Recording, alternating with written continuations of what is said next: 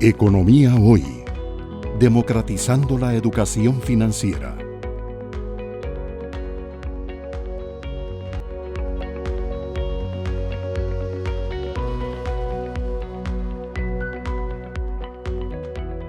Muchas gracias. Tal vez aquí hay dos temas que señalar.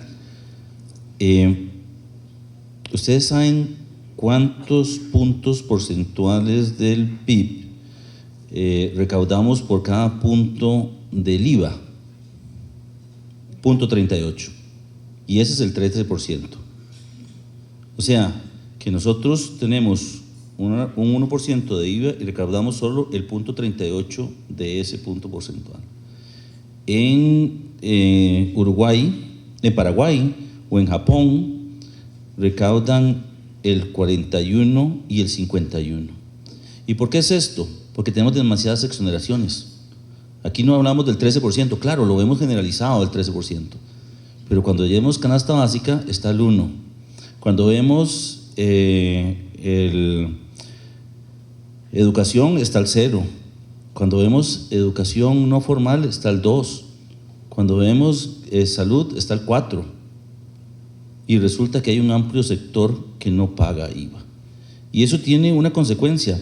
Si vemos en las exoneraciones, 2.23% del PIB se pierde por exoneraciones del IVA. Entonces uno se puede poner a pensar, sí, claro, las cargas sociales son muy complicadas, pero en las cargas sociales hay dos elementos fundamentales. Número uno, efectivamente son altas, pero lo que hay que saber es sobre qué se cobra la carga de la seguridad social, sobre la base mínima contributiva. La base mínima contributiva está por encima del salario mínimo. Y entonces usted tiene a la Caja Costarricense de Seguro Social cobrándole por un empleado que usted le paga 300.000 colones y la Caja le cobra por 390.000 colones, que es la base mínima contributiva. ¿Y ustedes saben qué hace la Caja? Cuando la OCDE le pidió al gobierno que la Caja redujera la carga de la base mínima contributiva en el caso de los que trabajaban medio tiempo, la Caja dijo que sí, pero me lo cobra a mí. Ese es el problema que tenemos en relación con las cargas sociales. Yo, como ministro de Hacienda, estaría dispuesto a eliminar las cargas sociales, pero ¿con qué lo compensamos? Porque la Caja no lo va a perder. La Caja va a querer que alguien se lo dé. Pero también tenemos el INA, y entonces la gente llega y dice que el INA es importante, pero se queja porque pagan la carga social. El IMAS es importante, pero se carga la planilla. Entonces tenemos que ser un poquito más serios a la hora de plantearnos estas cosas. El Estado solo se financia con impuestos. La pregunta es, ¿para qué se recaudan impuestos? Yo creo que hay que tener muchísima claridad en relación con las cargas sociales. Este país tiene una capacidad importantísima de responder. La pandemia es el mejor ejemplo de tener un sistema de salud pública que funciona. Y ahí es donde yo quiero llamar la atención en algo. Le decía un día a la gente que yo tuve la particularidad de tener que hacer uso del servicio de salud de la Caja. Y un día estaba ahí sentado, esperando porque mi hijo lo iban a atender, y había un chiquito indígena. Probablemente él nunca pagó la Caja, pero recibió el mismo servicio que recibió mi hijo. Y ahí es donde yo tengo que llamar a la atención de ustedes de qué es la Caja. La Caja no es el servicio que me da a mí, es cómo esta sociedad es solidaria y le permite a todo el mundo tener acceso a un mínimo de seguridad. Ahora Eric hablaba del tema de la educación. Sí, claro, todos, probablemente los que estamos aquí, fuimos a escuelas públicas, porque había muy pocas escuelas privadas cuando estaban jóvenes. Porque a la escuela pública iban el rico y el pobre, y el rico demanda servicios. Pero cuando usted tiene algo que es gratuito, tiende a tener un exceso de demanda, dirían los economistas. Y resulta que las personas en condición de pobreza o que no tienen acceso a eso, probablemente van a preferir cualquier educación a ninguna. Y entonces no van a demandar un mejor servicio. Entonces yo creo que desde el punto de vista práctico, y volvemos al tema de las cargas sociales, efectivamente son altas. Son altas porque decidimos ser mucho más justos socialmente. ¿Que hay que mejorarlos? Por supuesto. Nunca debimos haber cargado en las planillas una serie de elementos de distribución de riqueza. Por eso el INA no debería estar cargado a las planillas, por eso el IMA no debería estar cargado a las planillas, pero la pregunta es, ¿y cómo mantenemos ese nivel de servicios? Porque a mí, en la Asamblea Legislativa, me reclaman todo el tiempo de las becas de Avancemos. Bueno, como sociedad deberíamos financiarlo. Y entonces deberíamos tener un reequilibrio de la carga tributaria, menos cargas laborales, pero más cargas directas. Y ahí hay un tema que es bien importante. Las cargas en este país son bajas, demostrado desde cualquier punto de vista. Entonces, tenemos que plantearnos cómo vamos a rebalancear esas cargas. Vamos a ver, efectivamente la carga fiscal, la carga tributaria que tiene la caja es alta. Todos los estudios que hablan de informalidad nos dicen que ese es el principal, o sea, no es Hacienda, el principal bloqueo que se tiene con respecto a la formalidad es la caja. Y a veces cuando ahora, ¿verdad? Cuando llega alguien, ¿verdad? Y lo están fiscalizando, yo siempre digo, es peor que le llegue a uno la caja que le llegue a uno la administración tributaria. O sea, la caja no tiene bases públicas, o se resuelven como quieren, o sea, digamos, hay una serie de temas en los que uno dice, bueno, sí, estoy de acuerdo con efectivamente el tema de salud y seguridad social, pero hay otros temas a nivel administrativo que deberían de mejorarse. Efectivamente, cuando la OCDE vino y vio ese tema, o sea, le dijo al país, no puede ser juez y parte la Caja Costarricense de Seguro Social, y debería de buscarse un método para que desde el gobierno central se financie el gasto que se hace para la seguridad social.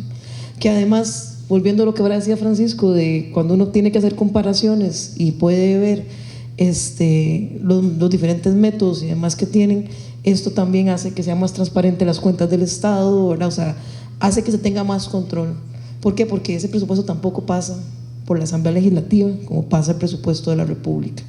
Entonces, indudablemente uno puede decir que sí, o sea, son altas. Yo creo que pocos de los que estamos aquí va a decir que hay que cerrar la Caja Costarricense de Seguro Social. No, ese no es el punto, pero sí lo que tenemos que buscar es la forma en la cual se financie. En esos estudios que había hecho la OECD al inicio, cuando estábamos en ese proceso de acceso a la organización, se decía que si llevábamos el IVA al 15%, y claro, también eliminando una serie de distorsiones, todavía la gente, aún después de que tenemos ya 5 años de estar implementando a pleno el IVA, sigue sin entender que en el IVA es más caro estar exento que estar grabado, porque te encarece los costos, ¿verdad? O sea, complica el sistema y pierde la neutralidad que tiene el impuesto como tal.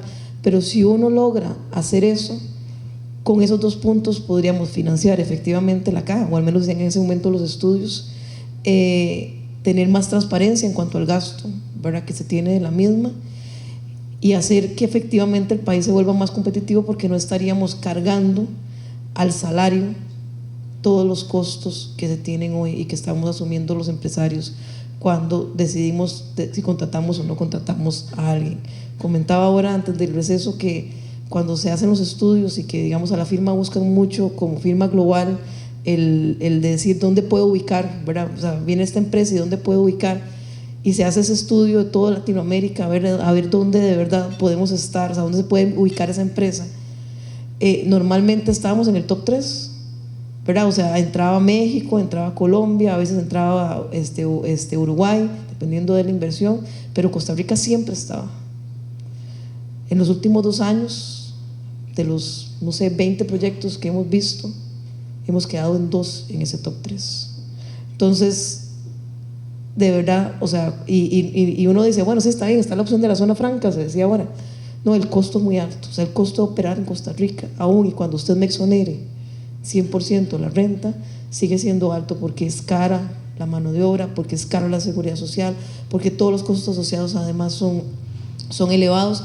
y entonces hacen que sistemas que en algún momento dijimos que eran nuestra punta de lanza ya no lo sean, y insisto, no seguimos siendo, o sea, no estamos siendo un país competitivo.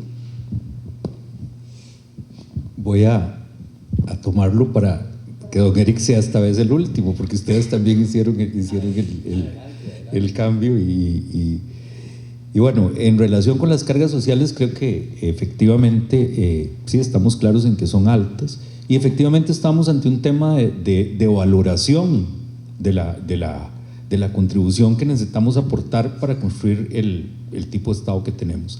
Están distorsionadas al tener un salario de referencia que podría ser superior a muchos, lo cual afecta el empleo para los de menores recursos, pero también están distorsionadas al tener otros elementos que debería financiar el gobierno central. Entonces, lo que quería como rescatar es que precisamente el tema es muy importante de valorar y a la vez es complejo, no es tan fácil como decir quito de aquí o pongo allá, pero sí el resultado será quito de aquí y pongo allá, porque si puedo poner las cosas en su justo lugar, ¿verdad? Que las retribuciones sociales sean financiadas por el gobierno central a través de sus instituciones, entonces podría revisar las cargas sociales, pero también debería revisar el IVA y también debería revisar la renta, el impuesto de la renta, que son los dos más fuertes, y eso también es importante destacarlo, porque en la imposición sobre la renta tenemos no solo la imposición empresarial, sino también tenemos la imposición a las rentas del capital, y en rentas del capital estamos promedio, como la OCDE, alrededor de un 15%, con pocas exenciones. O sea, ahí hay un diseño, hay cosas que están bien y fueron bien hechas, pero sí, definitivamente el tema de la caja no puede ser analizado aisladamente desde la perspectiva tributaria, porque la caja es una administración tributaria también, es la administración tributaria de la seguridad social, no puede ser analizado en forma aislada si no se busca hacer un equilibrio con la administración tributaria del gobierno central, que en definitiva actualmente tendría que compensar ciertas cosas que no se logran concretar a nivel de la seguridad social. Entonces, un muy buen tema, una gran oportunidad para discutirlo en esa construcción del tipo de sociedad que esperamos, y que definitivamente creo que nos obliga, y especialmente a la gente joven que conforma la asociación, a los que ya estamos mayores y que fuimos los que estudiamos en escuela pública, porque aquí probablemente todos los muchachos, sus padres hicieron un esfuerzo a menos que tuvieran acceso a esas escuelas públicas laboratorio que son tan buenas. Pero es muy importante y nunca es tarde para entender que la política fiscal es una materia que debería sernos enseñada desde la educación cívica, para entender cómo se financia el Estado y para poder construir sobre bases más informadas el modelo de sistema tributario que necesitamos y que tiene muchas posibilidades de reacomodo. Yo lo veo con muchísimo optimismo, pero requiere un análisis que es el momento justo de hacerlo. Muchas gracias.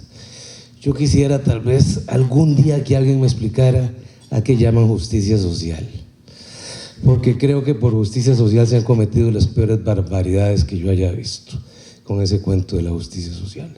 Y también me hace gracia que digan que el modelo de la caja fue algo que definió esta sociedad. No, eso lo definieron 9 personas que están en la junta directiva. Eso no fue esta sociedad, ni a mí me han tomado en cuenta para decir si yo quería que me subieran la edad de pensión a 65 años. Y el cuento de la solidaridad, al fin y al cabo la caja lo que es una pirámide de Ponzi. Usted tiene que esperar 3 o 4 años para una cita con un especialista. Y las futuras generaciones no saben si van a tener pensión, porque ya nos estamos comiendo precisamente las reservas. Entonces, yo hablo con mi sobrina, que es como 25 años menor que yo, y me dice que para ella no es rentable estar en la caja, que si por ella fuera y no fuera obligatorio, no pagaría la caja. Y otra cosa, señor ministro, ese niño que atendieron gratis lo pueden atender en emergencias, pero si usted no está asegurado, usted no lo atienden. La Sala Constitucional lo que dijo era el acceso a la salud, pero el acceso a la salud en ese tipo de casas que después se los cobran Hacienda, y es donde también tienen la diferencia entre cuánto le debe lo que dice Hacienda y lo que dice la caja que le debe Hacienda, ¿verdad? De que no se han puesto de acuerdo en todo este tiempo. Pero el asunto no es un asunto de solidaridad, no, es que nunca previeron que la población se iba a envejecer, que la tasa de natalidad iba a ser cada vez menor. Y ahora estamos ahogados en este tipo de cosas. ¿Por qué la gente paga a un especialista? Simplemente porque la caja le da la cita para 3 o 4 años. ¿Por qué la gente está pagando otro tipo de pensiones o ahorros? Porque no saben si van a tener ahorros y la caja no es barata. No hay nada más caro que lo que el Estado da gratis. La caja no es barata, la caja no está haciendo favores. Nosotros somos asegurados y así funciona un seguro. No es así como tiene que brindarse.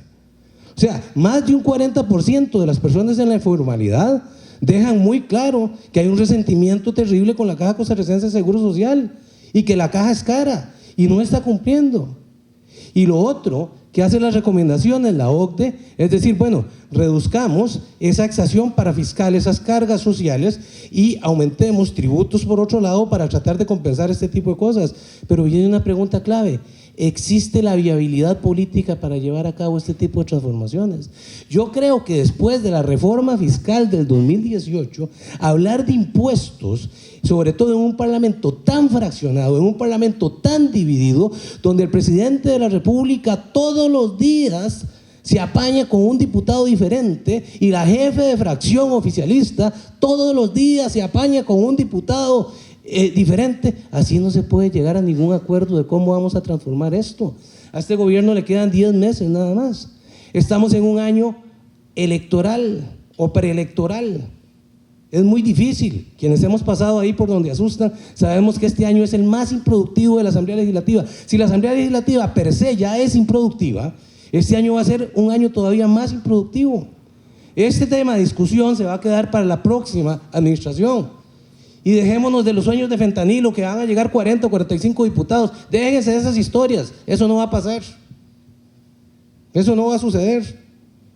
Entonces, este tipo de discusiones, en nombre de la justicia social, en nombre de la redistribución, en nombre de lo que el Estado es gratis, en nombre de la solidaridad, es precisamente lo que tienen agobiada una sociedad que ya no cree que el Estado da las cosas gratis, que ya no cree que el Estado es solidario, que ya no cree que la seguridad social funciona y que ya no cree que el Estado como tal está funcionando. De ahí el resentimiento tan grande que hay con la institucionalidad de este país, donde el presidente de la República precisamente se ha aprovechado de ese tipo de cosas.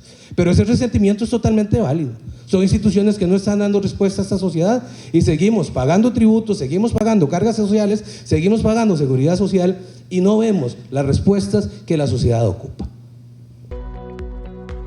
Economía Hoy, democratizando la educación financiera.